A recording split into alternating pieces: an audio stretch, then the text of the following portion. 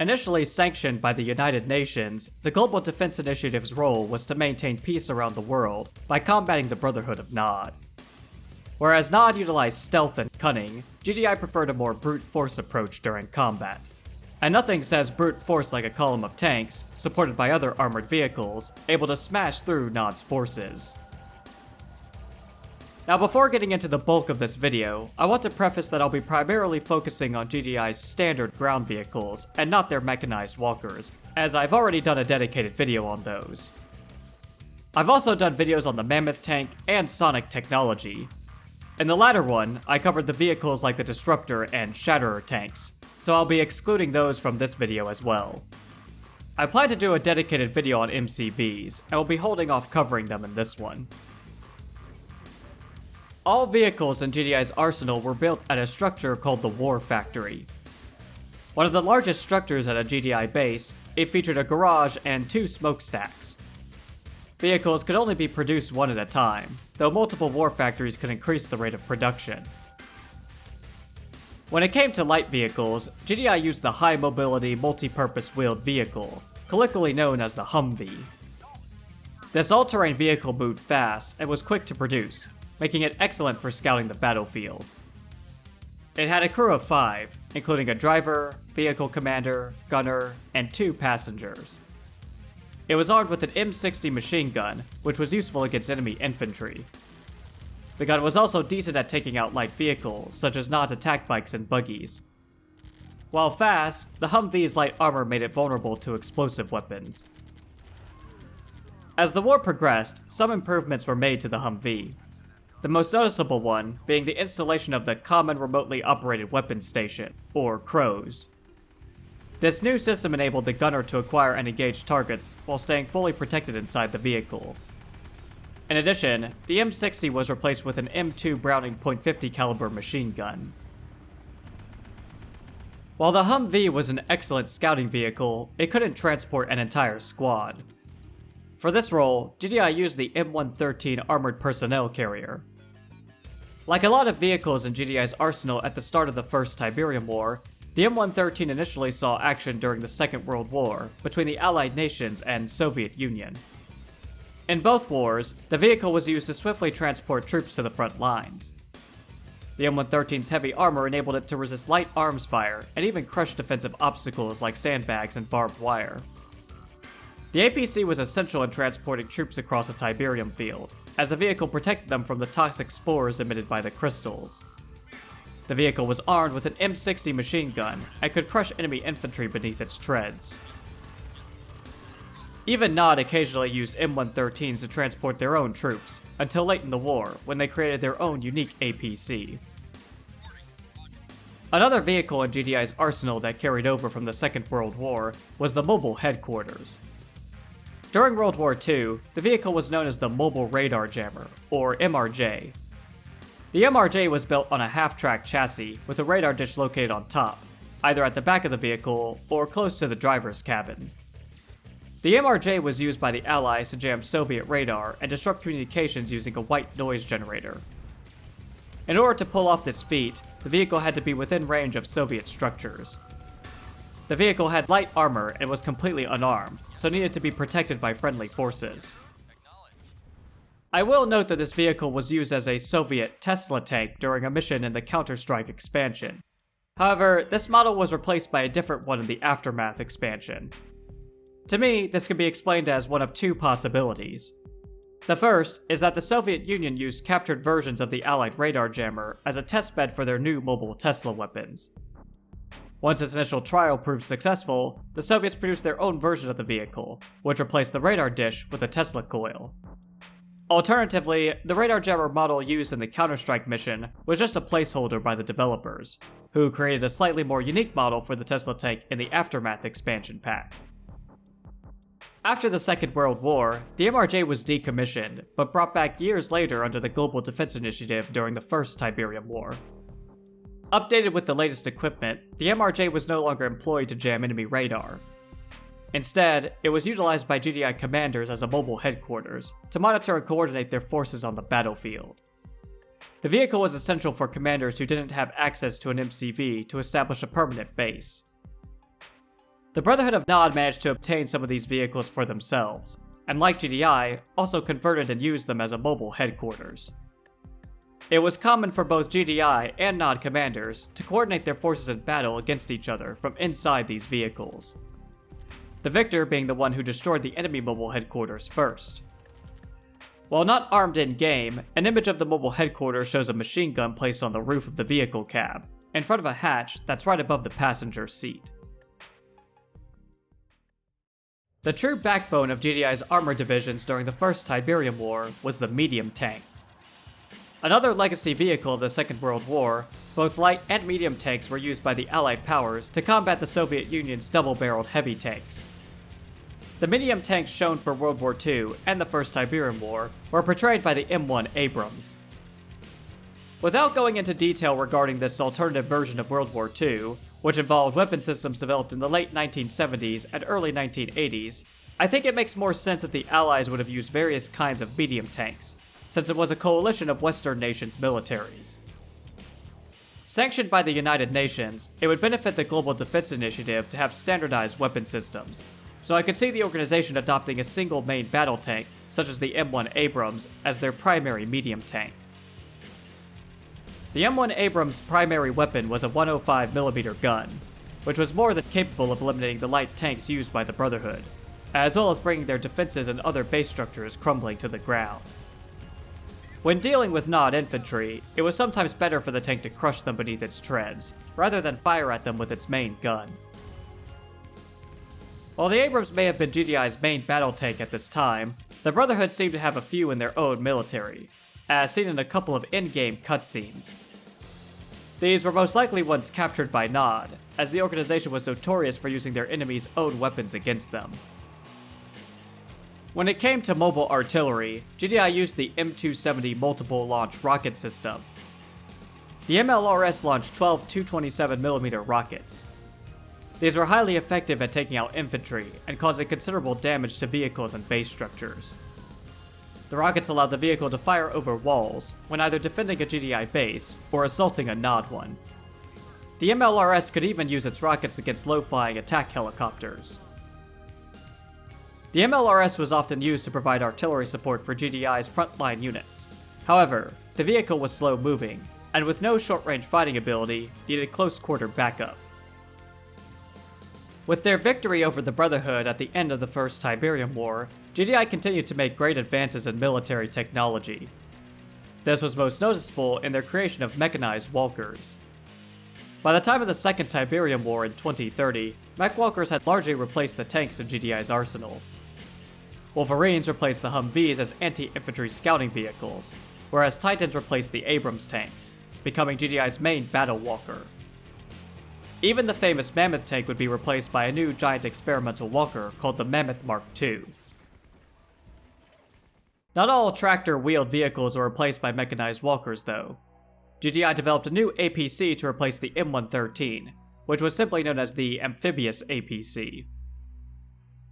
Unlike the tracked M113, the Amphibious APC had 6 large all-terrain wheels. Though it maintained thick armor to protect the troops inside, it had no defensive weapons.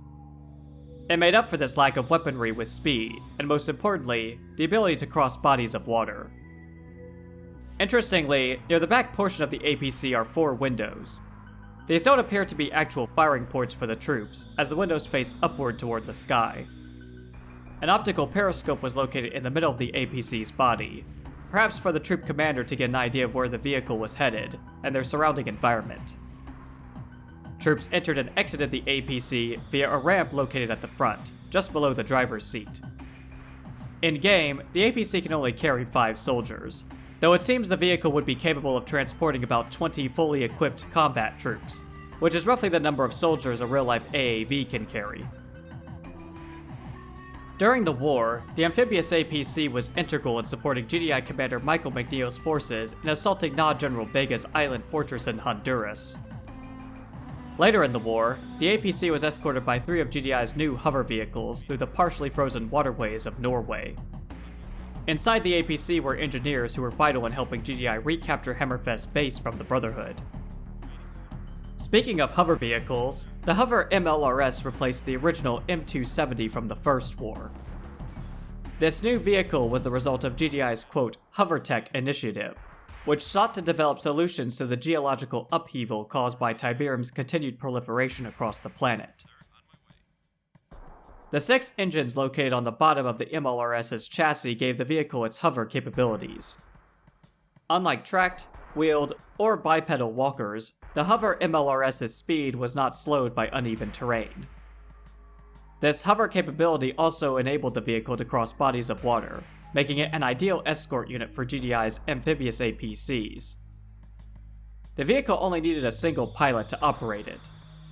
Its primary armament was 16 rockets, which were mounted on a turret with limited rotation in azimuth and elevation. The rockets could even be fired while the MLRS was on the move.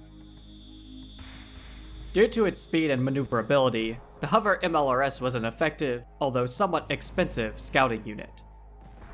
Not only could it cross bodies of water and uneven terrain unhindered, there was no risk of being destroyed by a vein hole monster, as it could hover over the creature's veins. The Hover MLRS's rockets could lock onto enemy aircraft, which made it GDI's only effective mobile anti-air vehicle at this time. The Hover MLRS had very noticeable disadvantages though. For one, it was expensive, with a single MLRS costing more than a Titan mech walker. While its light armor made it fast, it also meant the MLRS couldn't engage in a straight-up fight with the Brotherhood's tick tanks. By far the greatest enemy to the Hover MLRS was an Ion Storm. Ion Storms would shut down the vehicle's engines, completely negating its hover capabilities. This would be deadly if the MLRS was over deep water, as the vehicle would sink to a watery grave. The rocket launcher system would still function in the middle of an Ion Storm, so the vehicle wasn't left completely defenseless. However, its light armor meant it wouldn't be able to withstand a major onslaught by attacking Nod forces, especially if Nod brought in their mobile artillery, which outranged the MLRS. Due to these weaknesses, as well as the general unreliability of the HoverTech, the Hover MLRS was retired from service after the Second Tiberium War. The HoverTech initiative was cancelled, but not before a few new and improved hover vehicles were created, which I will talk about later in the video. Nod's heavy use of stealth and subterranean units throughout the Second Tiberium War wreaked havoc on GDI's infrastructure. Consequently, GDI needed a vehicle capable of detecting these units to stop them from infiltrating their bases. Walls prevented stealth tanks from entering a base, but they couldn't stop subterranean units. The most challenging part was figuring out exactly where an underground unit would emerge. GDI commanders could protect their bases from subterranean units through the use of concrete, but the process of paving the entire base site took time. Some regions could end up overlooked, allowing Nod to exploit them. Thus, it became paramount to detect and track these vehicles as they traveled underground, so GDI commanders could zero in on where they would surface. This culminated in the creation of the Mobile Sensor Array, or MSA. It was also known as the Deployable Sensor Array, or DSA. Equipped with a state-of-the-art sensor array package, the MSA could detect any stealth or subterranean units within a wide circular radius around it. The vehicle was vital in defending GDI bases against such attacks. Its mobile capabilities meant it could also be used to support offensive operations. The Brotherhood's stealth generators kept their own bases hidden to the naked eye, but an MSA deployed just outside a Nod base could find these structures, enabling GDI offensive units to destroy them. Despite its size and equipment, the 10-wheeled MSA had moderate movement speed, but no defensive weapons. While mobile, the MSA was unable to detect enemy units. First, it needed to deploy outriggers to stabilize the vehicle. Then the sensor array was raised into the air. Once deployed, it would take a few seconds for the vehicle to transform back into mobile mode. The MSA played a vital role when deployed, yet it was at its most vulnerable, especially out on the battlefield. As the Second Tiberium War progressed, both the Brotherhood and GDI made greater use of drones, particularly the Limpet drone. This drone could bury itself in the ground and attach to the underside of any vehicle that drove over it, with the driver unaware of the drone's presence. The attached drone would feed valuable information on the vehicle and its surroundings back to its home base. In addition, the drone would mess with the vehicle's electrical system, slowing its speed. To keep this from happening, GDI upgraded their mobile sensor arrays to detect these stealth drones. Seeing the value of these vehicles, the Brotherhood took captured mobile sensor arrays and developed their own copies. These were especially useful when fighting back against Cabal, who used much of the Brotherhood's own weapons, including the stealth and subterranean ones, against them. Cabal's cyborg rebellion wasn't just against Nod, but all of humanity. While GDI used the electromagnetic pulse cannon to defend their bases, they needed a way to bring that weapon onto the battlefield to support offensive operations against the rogue AI. Luckily, GDI had just deployed a new weapon system called the Mobile Electromagnetic Pulse Cannon, or MEMP. This light armored vehicle enabled GDI commanders to disable small groups of enemy vehicles or cyborgs in a quick radial blast. The pulse blast of the MEMP could disable cloaked drones, and even short out the guidance systems of subterranean units, forcing them to surface. With enemy units temporarily disabled, it was up to the rest of GDI's forces to destroy them before the effect wore off. Unfortunately, GDI's supporting vehicles would also be shut down if caught in the MEMP's pulse radius. The mobile EMP could disable some structures, particularly defensive ones such as the Obelisk of Light or support structures like the radar installation. It had a lengthy capacitor recharge rate, making the vehicle all but useless until it was fully charged. The capacitor was a downsized version of the fixed emplacement EMP cannon, making its pulse wave much smaller in comparison. The upside was that the mobile EMP was immune to its own attack. MEMPs aided GDI riot troops in suppressing mutant rioters at Colony 3. The rioters brought in armed vehicles that threatened to destroy the colony's food and water supplies. Most importantly, the mobile EMPs proved integral in ending Cabal's cyborg rebellion. As in the first Tiberium War, all ground vehicles in GDI's arsenal were assembled at the War Factory. The second Tib War Factory still maintained a blocky shape, but had lights just above the main entrance. One core issue with the War Factory was that it was built within the secure boundaries of a GDI base. Normally seen as a good thing, the downside was that it could be difficult to transport newly built vehicles to the front line, which may be far away from the base. Vehicle transportation via aircraft would certainly get them to the front line faster, but the sudden formation of an ion storm, as well as nearby SAM sites, caused additional problems.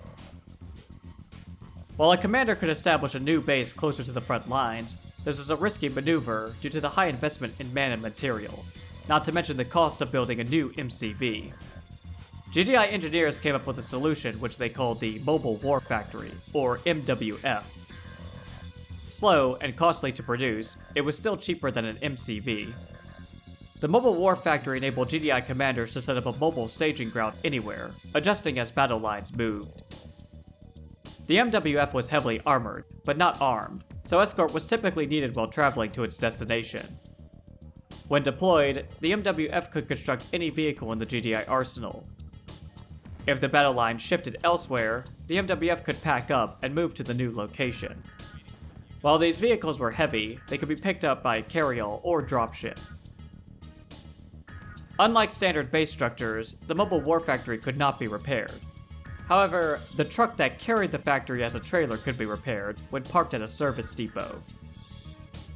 While GDI worked hard and fast on producing this unit, the Brotherhood of Nod made their own version, which they called the Fist of Nod. The Amphibious APC, Mobile Sensor Array, Mobile EMP, and Mobile War Factory all had one thing in common. They all would take damage and eventually be destroyed when traveling over the veins of a Vanehole monster. After the Second Tiberium War and resulting Firestorm Crisis, GDI shifted their priorities. The proliferation of Tiberium threatened to completely collapse the Earth's natural ecosystem, and in response, GDI reallocated the majority of its funding from military spending to ecological recovery. Thanks to data deciphered from the Tacitus, GDI discovered the harmonic frequency of Tiberium and developed new sonic weapon systems to contain, and in some cases reverse, the crystal's spread. While GDI continued to make technological advances in Tiberium abatement and space infrastructure, their conventional weapons became decidedly low-tech. GDI's military could no longer afford their vast array of mechanized walkers, or the unreliable and expensive hovertech units. While exceptions were made for some vehicles, such as the Juggernaut and Shatterer tanks, most of GDI's previous high-tech ground units were replaced with more cost-effective, durable, reliable, and maintainable weapon systems. As in the past, all ground units in GDI's arsenal were assembled at the War Factory. The design of this structure once again changed. The garage maintained its usual blocky shape, but crates stacked on top of each other were placed to the side of the garage. These crates were filled with parts, ammunition, and other materials used for vehicle assembly. When constructing a single vehicle, a crane hanging above the factory reaches down, picks up one crate, and drops it inside the structure. Once assembled, the new vehicle exited through the garage door at the front of the factory. Thanks to advancements in drones, GDI no longer needed a separate service depot to repair vehicles. Now, 3 flying autonomous drones, equipped with repair torches, fix any damaged ground vehicles that parked close to the War Factory. These drones could perform even the most complex repairs in a short time. One drone would be assigned to one damaged vehicle. Even if there was only one damaged vehicle near the factory, only a single drone would repair it. The Mammoth Armored Reclamation Vehicle, or MARV as it was more commonly known, was born out of the same initiative that led to the creation of ZOCOM, a division of GDI that specialized in conducting operations in the Tiberium-infested red zones. The largest ground vehicle in GDI's arsenal, the MARV had to be constructed at its own factory, called the Reclamator Hub, which was located underground. On the surface was an observation tower, with a couple silos of liquid Tiberium and a smokestack. Whenever a MARV was assembled, it emerged from the hub's giant bay door.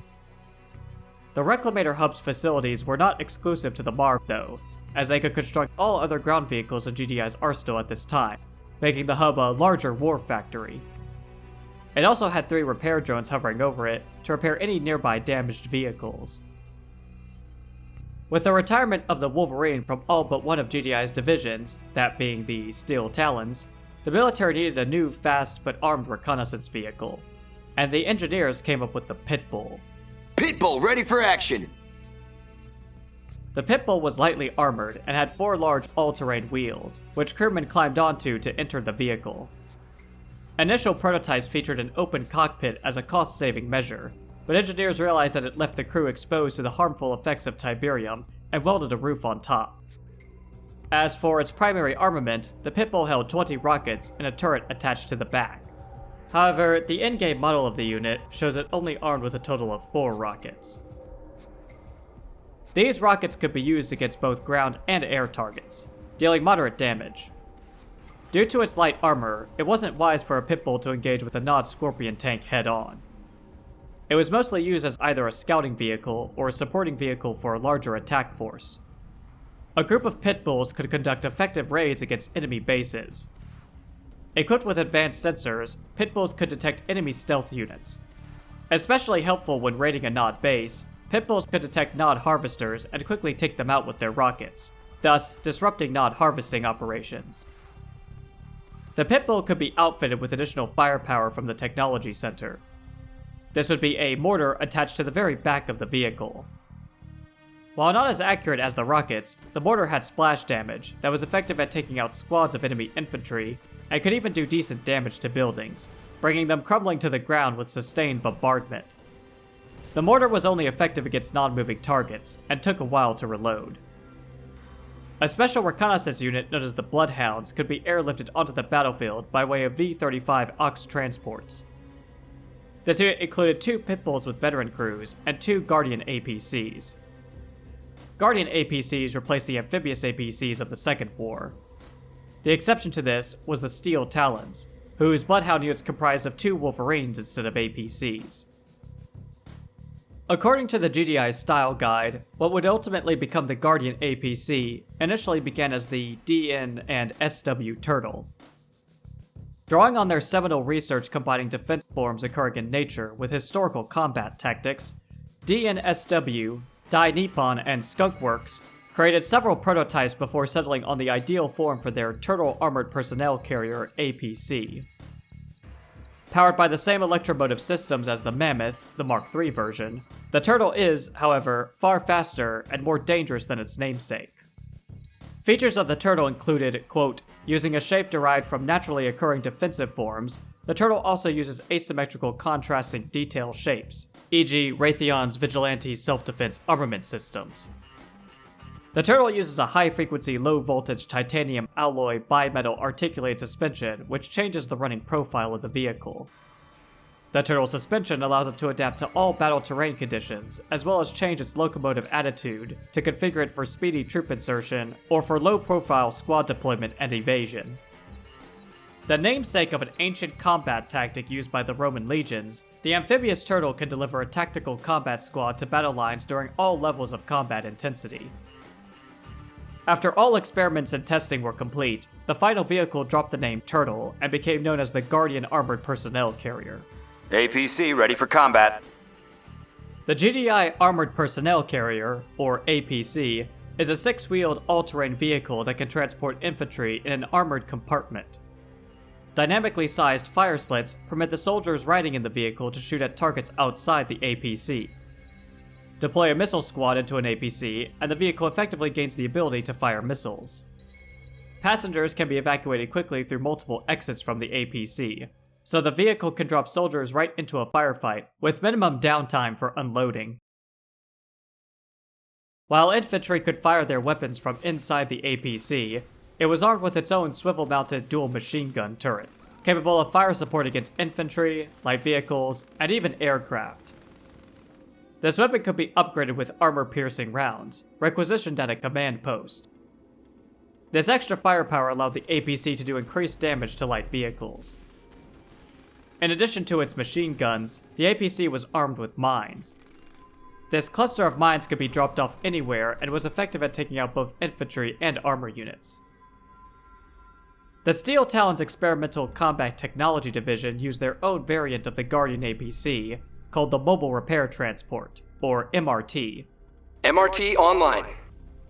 The MRT replaced the machine guns with a crane and had a repair drone that followed it around. The crane and drone would repair any damaged vehicles or structures within the MRT's vicinity. The MRT still had room for infantry units to ride inside, and fire ports for them to engage enemies around the vehicle. This was in addition to the mines it carried. MRTs could make active repairs in the middle of combat. MRT crews could have their drones focus on a single vehicle, repairing it faster. Of course, an MRT's drone escort could repair its own vehicle. Some claim that the MRT was put into service before the Guardian APC, based on the MRT being encountered by Nod forces fighting against the Steel Talons as early as the year 2034. However, the Rio Insurrection, which was an event that took place that same year, shows Nod forces engaged with GDI units supported by Guardian APCs, armed with their standard machine guns. This would suggest that both the Guardian and MRT entered service at around the same time, rather than the MRT being earlier. While both the Pitbull and Guardian could use their primary weapons to target enemy aircraft, they were not dedicated anti-air vehicles. For that role, GDI used one of the few hover-derived vehicles in their arsenal, called the Slingshot. Slingshot, eyes on the sky.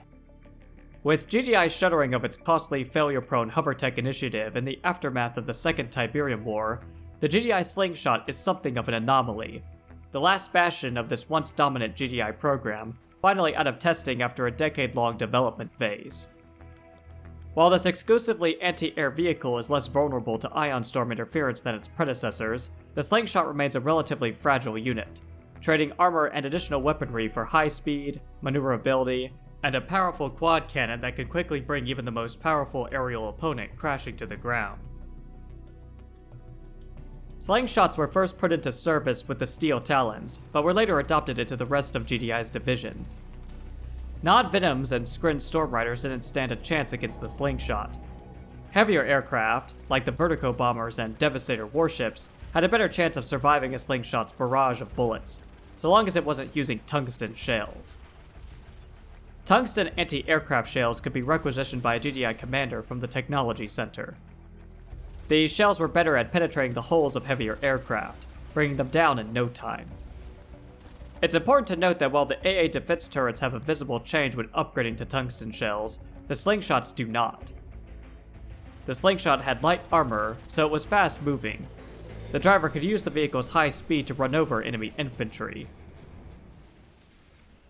After the Second Tiberium War, GDI needed a new main battle tank to replace their retiring Titan Mark I mech walkers. Initially, engineers came up with a light tank, which was codenamed the Bull. It was a wheel tank that utilized a multiple quad drive tread system developed by GCH, General Combat Hull Incorporated.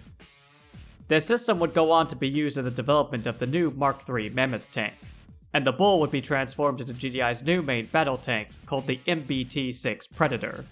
Predator rolling out.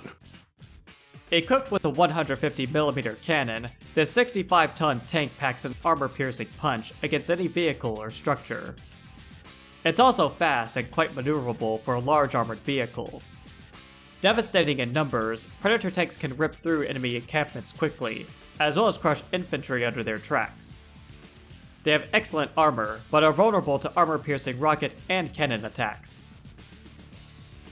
The Predator tank had a crew of 4, including a commander, driver, gunner, and combat engineer. Interestingly, early screenshots of the Predator tank show the vehicle armed with a couple of rockets located in a pod attached to the left side of the vehicle's turret. These rockets were removed from the final in-game version, perhaps due to concerns of gameplay balance. The Predator was the workhorse of GDI armored forces. Its 150mm cannon was effective against all types of vehicles and structures. More importantly, these cannons could be replaced with more powerful railguns, requisitioned at the Technology Center. In addition to increased firepower, railguns provided Predators with improved accuracy, especially against infantry units. The Predator tank's main weakness was its inability to defend itself from hostile aircraft, so it was important for GDI commanders to support the tanks with slingshots or pit bulls. The Mobile War Factory was another unit retired from service after the Second Tiberium War. While MCVs were becoming increasingly mobile, the concept of a smaller vehicle that could deploy itself into a forward base to support frontline operations was one that GDI's generals still wanted. This led to the development of a new vehicle called the Rig. Rig, ready to move out. GDI field commanders and some forward bases have access to one of the most unique power projection systems in the world, the Rig. The Rig is a vehicle that is designed to roll deep into enemy territory and quickly deploy into a heavily armored battle base structure. Equipped with Guardian cannons and a missile launcher, the battle base is capable of engaging enemy vehicles and aircraft. As an added bonus, Rigs carry a complement of auto drones for making field repairs to GDI vehicles. The Rig battle base combination is ideal for claiming and holding terrain, enabling GDI field commanders to employ a classic clear and hold strategy for securing Tiberium fields, or gradually taking over an objective area. The slow-moving Rig was completely vulnerable in mobility mode, but once it deployed into a battle base, it was a force to be reckoned with. The cabin, with its crew, would raise into the sky and become a command and control tower. The two arms on each side of the Rig became advanced sensors, which could detect any enemy stealth units nearby. Atop the tower was the SAM launcher, protecting the battle base and nearby friendly forces from enemy aircraft. Guardian cannons, placed on round platforms to the left and right of the tower, engaged any nearby hostile vehicles and infantry. Like GDI's standard Guardian cannon base turrets, the cannons on the battle base could be upgraded with railguns. However, the visual appearance of the Rig's cannons does not change when upgraded. Only the blue streaks of the fired shells indicate that the cannons are railguns. Once the Rig deployed into a battle base, the crew released 3 repair drones to hover around it. These drones would repair any damaged vehicles that parked close to the base. While one drone was typically assigned to repair one vehicle, all 3 could be programmed by the Rig crews to focus on a single vehicle for a faster repair.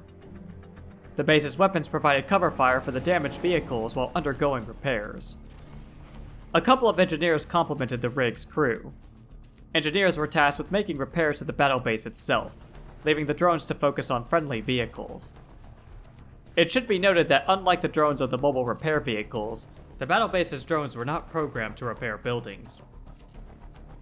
Though the battle base could lock down an area on its own for a while, it couldn't withstand a major assault. While the rig could be used to lock down a Tiberium field, it was unable to harvest the crystals.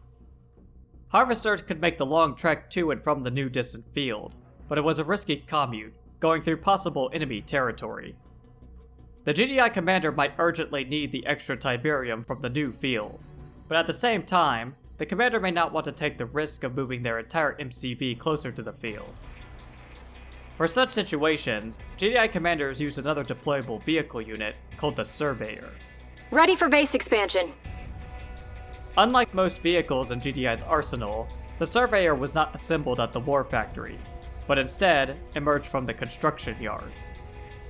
The slow-moving, unarmed, and lightly armored Surveyor was vulnerable when traveling, so usually needed an escort. Upon arrival at its destination, the Surveyor established an outpost. This process only took a short time, as the wheels of the vehicle folded down to become leg struts, and the crew worked to unpack the Surveyor. Once this process was complete, the back trailer of the Surveyor deployed sensors and communication antennas that enabled the outpost to maintain contact with the commander's MCV.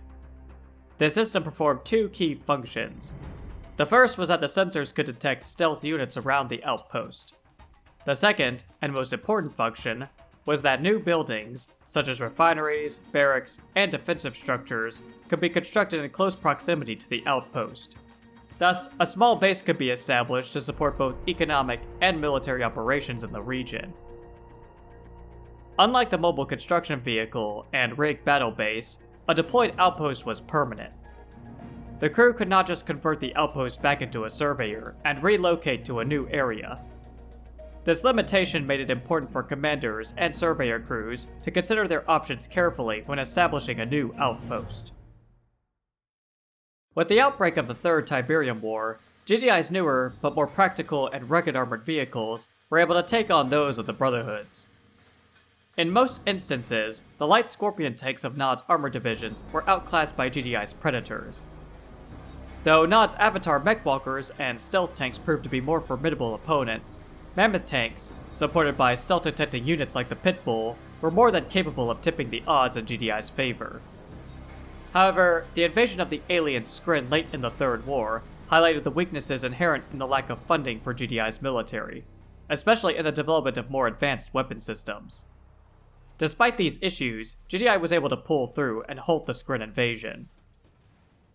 In the aftermath, it was believed that the invading Skrin force was more of a civilian contingent, rather than a military one. While the Skrin's Threshold 19 tower became inactive as the last of the alien forces retreated through it, the possibility of a second, more formidable invasion in the future was a major concern, in addition to the Brotherhood of Nod's control of the abandoned tower, giving them access to vital data and technology the Skrin left behind. With these issues in mind, GDI will need to upgrade its military arsenal based on their current scientific understanding, combined with whatever new knowledge they gather from the wrecks of Skrin vehicles littered throughout the Earth. New and improved armored units will need to become an integral part of GDI's arsenal for any potential future conflicts.